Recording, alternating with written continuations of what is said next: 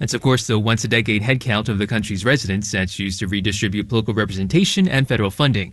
And Lutnick's pitch was, instead of hiring temporary census workers... Can you imagine saying to your postman, can you count the people in the house? That question has been floating in Congress for decades. Can we also utilize the man knocking on the door? I do think the Postal Service is an unused government resource. It could be of more help to the census. That was from a House hearing in 2017 with then Republican Representatives Rod Blum and Blake Farenthold.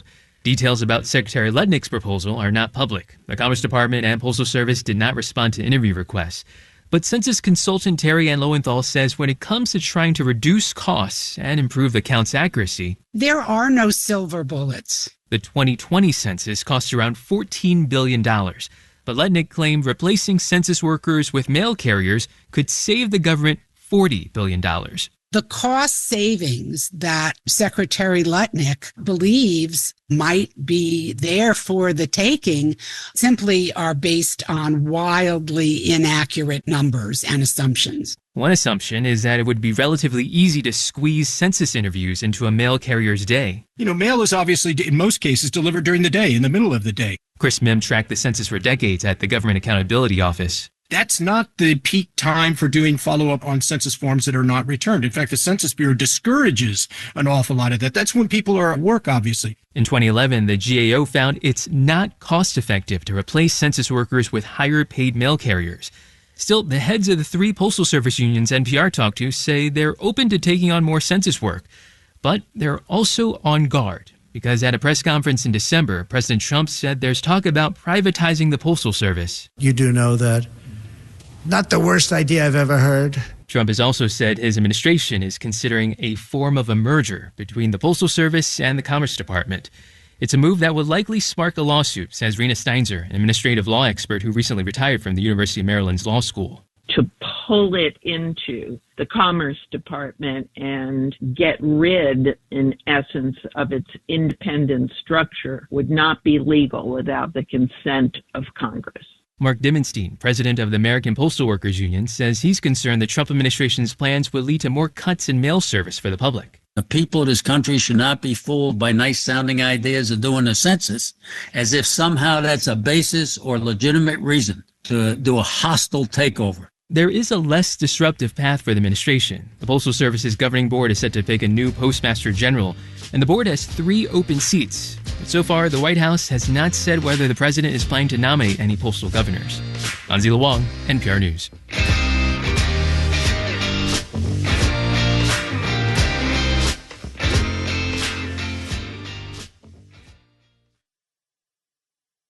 WNYC supporters include Carnegie Hall presenting upcoming piano recitals and concertos featuring Nobuyuki Tsuchi, Leif Ove Ansnes, Mitsuko Uchida, and Evgeny Kissin this spring. Tickets and information at carnegiehall.org/piano. Intrepid Travel, a B Corp offering small group trips guided by local experts. Travelers can see the Tuscan countryside by bike, share tea with a Berber family in Morocco, or cook with locals at a Costa Rican farm stay. Learn more at intrepidtravel.com. Sponsoring WNYC means reaching hundreds of thousands of engaged and discerning listeners who've made our shows part of their daily routine. Find more on sharing your business message with WNYC's unique audience at wnyc.org/sponsorship. Wall Street holds its breath.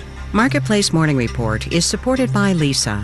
Lisa believes that a better night's sleep should be available to everyone. Since 2015, Lisa has donated over 41,000 mattresses to shelters and those in need. Learn more at leesa.com.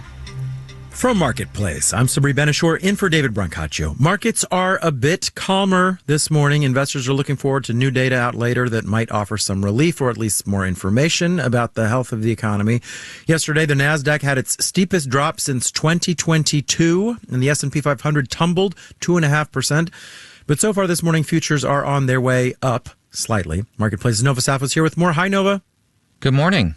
So the Trump administration is discounting the market's reaction to its tariff policies, but tariff policies have driven a big chunk of the tumble. So what's the latest from the White House about how they're going to move forward? Well, it seems to be full steam ahead for now. Kevin Hassett, director of the National Economic Council, told CNBC that recession concerns over tariff policies are overblown.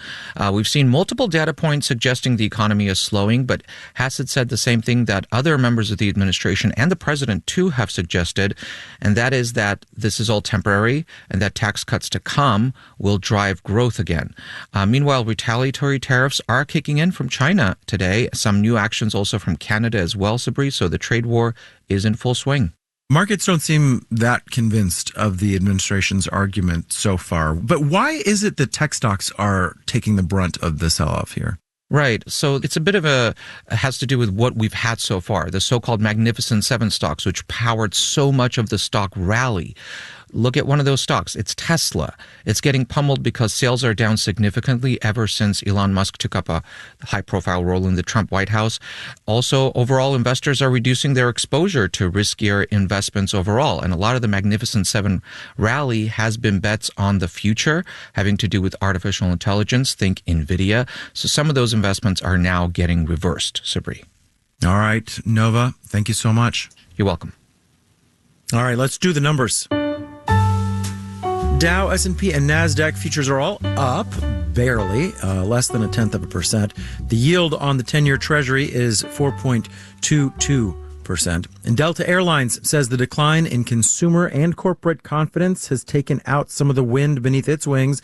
It dramatically lowered its growth outlook for the first quarter, down from up to 9% to as low as 3%.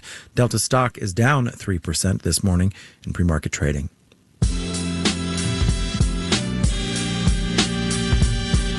Marketplace Morning Report is supported by Baird.